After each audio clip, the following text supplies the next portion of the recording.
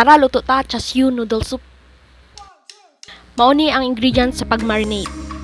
Pork shoulder butt or pigi ng baboy ako gamit. Mauni ingredients sa soup. Vegetable stock ako base. So instead of maglaga og pila ka oras para sa bukog sa baboy, gulay ako gamit.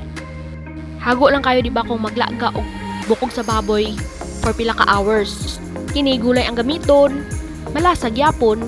So diba ang chasyu o pork barbecue sa Chinese kay dugay lutoon, dugay sa oven, dugay pud i-marinate, tibuok gabi. Diri gi-marinate na ako siya for 30 minutes. Wala po'y pagbago sa lasa sa chasyu. Lami gihapon. Ang stock day guys, gisatingnan na ako or gisa ang gulay.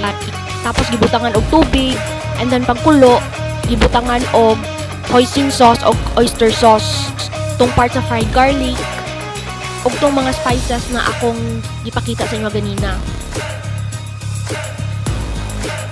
Tungutana mo unsang lasa sa chasyu. Manamis-namis siya na parat.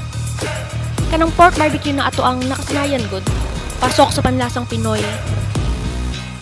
Tana mo unsang lasa sa soup. Katilaw mo atong 5-spice noodle or ramen. Ingana ang lasa guys. Lami siya. Diba ang 5-spice kay nipis lang og lasa, kini siya denser, mas flavorful. Mao na mas lami.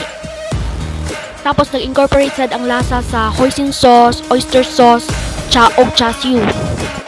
Plus nori seaweed og sesame oil. Lami siya, nag-incorporate gid ang lasa. Ibutang ang egg, unya sesame oil, mao na ni atong chasyu noodle soup.